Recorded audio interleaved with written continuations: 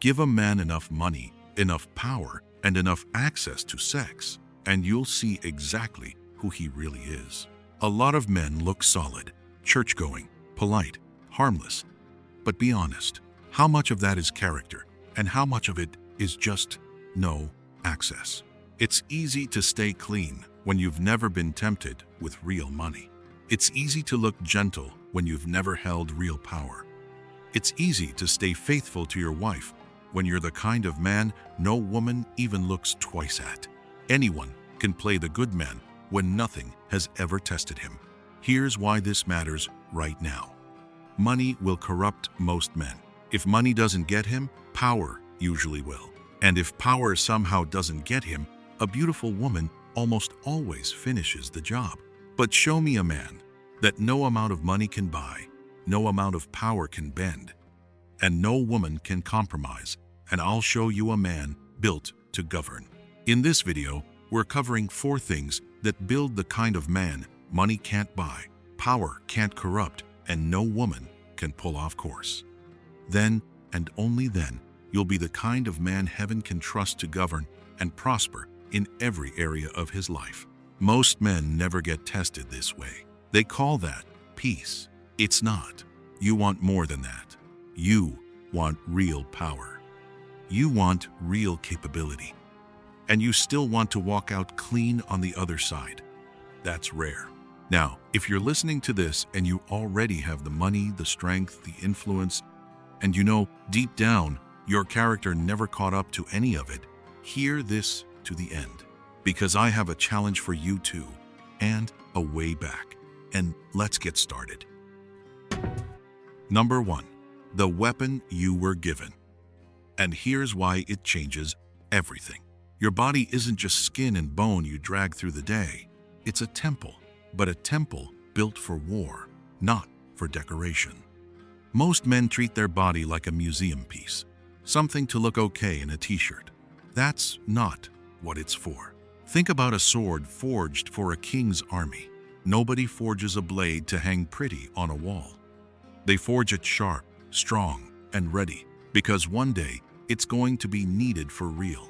A dull sword doesn't get retired gently. It just fails the exact moment it was needed most. The same is true of you. God didn't build your body to sit soft and comfortable. He built it to carry weight, take a hit, and still get up.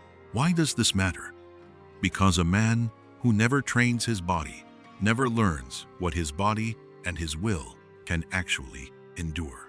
Discipline in the gym, discipline in your sleep, discipline in what you eat. It's not vanity, it's preparation. You're not doing push-ups for a mirror. You're doing them so that when your family actually needs you strong, moving furniture at midnight, carrying a kid up the stairs, standing between danger and your household, your body says yes instead of no. Here's where it connects. A body built like a weapon, carried by a man with enough character to never abuse it, that's a dangerous man. Dangerous in the way heaven approves of. Physical strength will never corrupt a man like that, because his character got there first. Strength without character just makes a bully. Strength with character makes a protector. That's the whole game. This is where surviving stops and building starts. Number 2. The executor. Dominion doesn't mean dreaming about a better life. It means producing one. A man can talk about his vision for years and never lift a finger. That's not leadership. That's just talk with good lighting. Picture a steward handed a piece of land by a king. The king doesn't want him to admire the land. He wants crops. He wants a harvest he can point to. If the steward comes back with nothing but excuses, the land gets handed to someone else. That's not cruelty. That's stewardship. The same applies to you and everything you've been given. Your time, your skill, your paycheck, your family. None of it was handed to you to just sit there looking nice. Here's the truth. Most men aren't lazy. They're just reactive instead of intentional. They react to bills, react to emergencies, react to whatever's loudest that day. An executor doesn't wait for the day to tell him what to do. He decides first, then the day has to keep up. That's the difference between a man managing a crisis and a man building a legacy. Now, here's the part most men get wrong.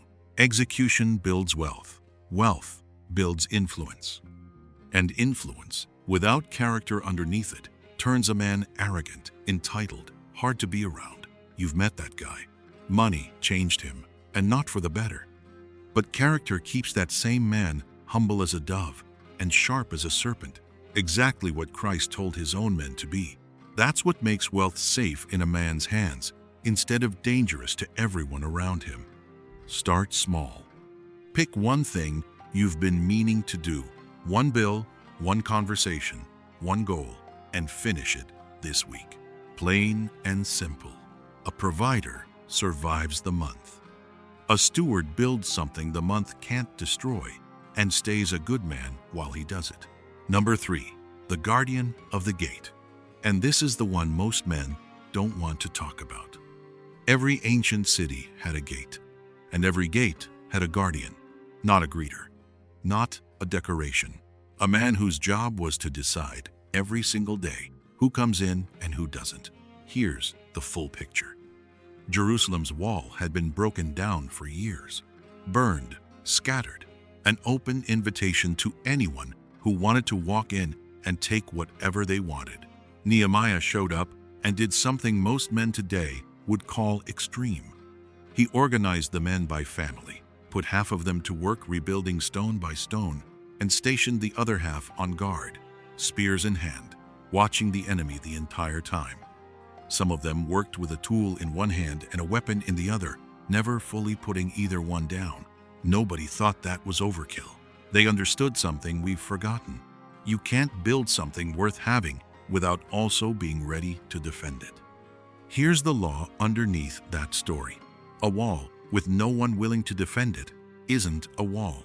It's just a suggestion. And a city with no guardian at the gate isn't a city. It's just a target with buildings in it. The work of building and the work of defending were never two separate jobs. They were always the same man's job. At the same time, the same applies to you and your household. You've been building your family, your name, your future.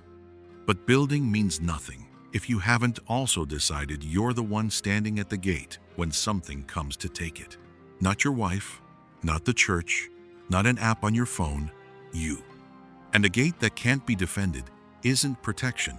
It's just an open door with a nice paint job. Let's talk about what nobody teaches from the pulpit. Being a guardian means you need the actual capacity to cause harm, if it ever comes to that. Not because you're looking for a fight, because a wolf doesn't care how gentle your heart is. A wolf only respects a shepherd who can actually stop it. That's not aggression. That's love wearing armor. Why does this scare so many Christian men? Because we've been taught that gentle and harmless are the same word. They're not. Jesus flipped tables in the temple. Jesus told his disciples that in this world, they'd need a sword. A shepherd who can't fight off a wolf isn't holy. He's just watching sheep get eaten and calling it patience. Here's the law underneath the story. Capability without character makes a threat. Character without capability makes a target. You need both at the same time, in the same man. A guardian who's all muscle and no mercy becomes the very danger he was supposed to stop. A guardian who's all mercy and no muscle can't stop anything at all. The wall falls either way. The same applies to you standing at the door of your own home. If someone ever tries to hurt your wife, your kids, your name, you don't get to be gentle in that moment. You get to be exactly what the moment requires. And then, the second the threat is gone, you go right back to being the softest, safest place your family has ever known. That's not a contradiction. That's the whole design. Look, this is the part where most men flinch. It's uncomfortable to picture yourself capable of real force. It should be. If it doesn't feel heavy, you're not taking it seriously enough. But avoiding the weight of it doesn't make you more righteous. It just makes you unprepared the one day it actually matters. Real talk.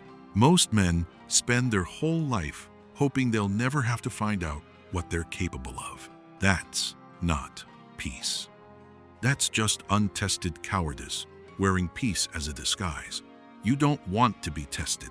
Nobody sane wants that. But you want to know that if the day ever comes, you won't freeze. You won't fold.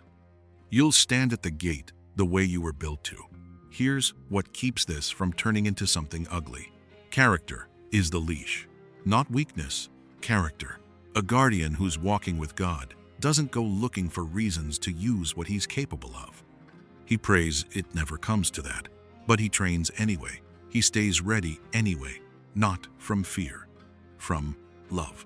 A father who loves his kids enough to become dangerous for them and disciplined enough to never misuse it. That's about as close to Christ-like strength as a man gets on this earth. Now, put the whole picture together. A body forged like a weapon. A man who executes instead of just dreaming. A guardian who can actually defend the gate when it matters. Every piece of that makes a man more dangerous in the real sense of the word. But every piece of it, run through character, is exactly what makes a man fit to govern. Not govern like a tyrant, govern like the steward you were always meant to be. Dominion was never a threat to the people under your roof. It was always the goal. A man dangerous enough to protect what's his and disciplined enough to never abuse it is a man heaven can trust to prosper and in his health, in his wealth, in his marriage, in his own soul. If this is hitting home right now, if some part of you has been carrying guilt for wanting to be more capable, more physical, more ready, drop the word guardian in the comments. I want to know you made it this far, because this is usually the part men skip past instead of sitting with. There's a deeper conversation buried in this one about what happens when a man's capacity for force gets tangled up with his ego instead of his love. That's a conversation for another video, but hold on to that thread because it matters. For now, here's your remate. You don't have to choose between being gentle and being capable. God never asked you to. He asked you to be the kind of man a wolf thinks twice about and a child never has to. That's not a threat to your character. That's your character, fully armed. But there's one more piece, because strength, execution, and protection, all three, still need one final thing to keep them from turning on the people you love. And that's the one most men completely miss. And the last one, the one most men completely miss. You can have the body. You can have the execution. You can have the courage to stand at the gate and still lose everything, because none of it means anything without one final piece holding it all together. A man with money, a man with muscle, a man with real influence. That kind of man doesn't just get noticed by other men, he gets noticed by women too. Not just his wife.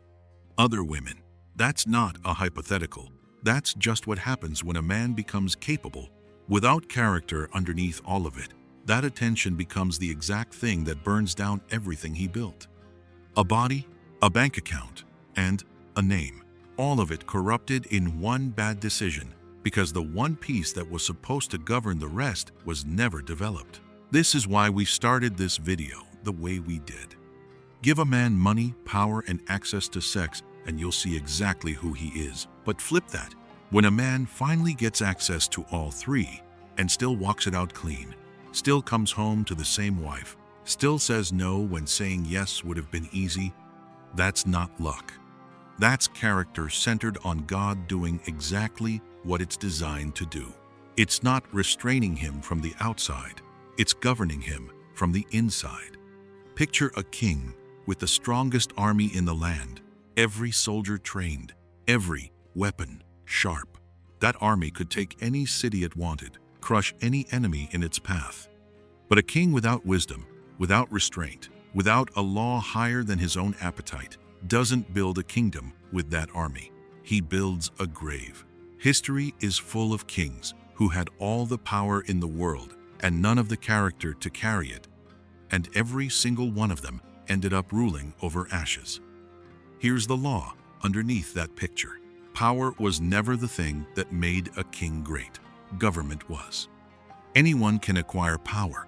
Money, muscle, position, all of it can be bought or built with enough time. But governing that power, submitting it to something higher than your own ego, your own anger, your own appetite, that's rare. That's the part most men never develop, because it's the least exciting part of becoming strong. This is where it all comes together. The weapon of your body, governed by character, it protects. Ungoverned, it becomes a threat to the very people it was supposed to shield. The drive of your execution, governed by character, it builds a legacy. Ungoverned, it turns you into the kind of man who steps on people to get ahead. The courage to guard your gate, governed by character, it makes you safe to be around. Ungoverned, it makes you the very danger you swore to protect against. Now, if you're listening to this, and you already have the money, the strength, the influence, and you know deep down your character never caught up to any of it, hear this. Redemption is not off the table for you. Not even close. Every king in Scripture who fell had a road back, and it started the same way every time. Not by giving away the power, but by finally submitting it. That's the invitation in front of you right now. Not to become less capable. To finally let God build the one thing you skipped. If that's you right now, if some part of your story already looks like this, a moment when access met a broken character and something got wrecked, you don't have to sit with that alone. Tell it in the comments, as much or as little as you're ready to give. Not for attention. So the next man reading it tonight knows he's not the only one carrying this, and so both of you can grow from a story that finally got said out loud instead of buried. A man under authority is the only man qualified to hold real authority. Not because heaven wants you weak, because heaven knows exactly what unchecked strength does to a man who's never learned to submit it to something higher. That's the whole reason God tests men with money, power, and access before he ever hands them more of it. It's not cruelty.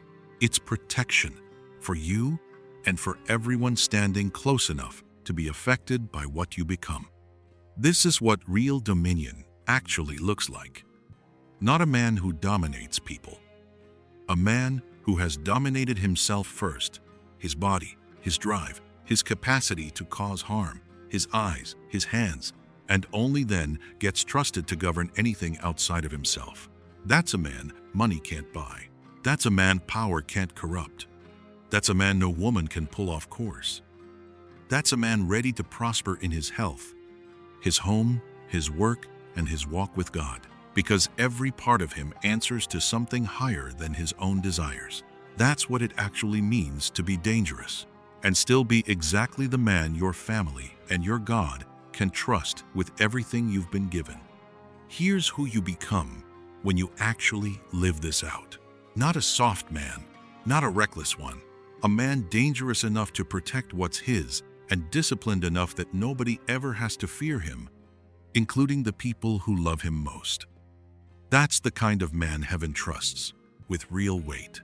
That's the kind of man a family can build a whole life around. You don't need to choose between being capable and being good. You were never supposed to. Every piece we talked about today, the body, the drive, the courage to guard what's yours, was always meant to sit under one thing: character. Character centered on God. That's not the boring part of manhood. That's the part that makes everything else safe to carry. By the way, if this landed with you, do the channel a favor and hit like and subscribe if you're not already, so the next one finds you. Until next time.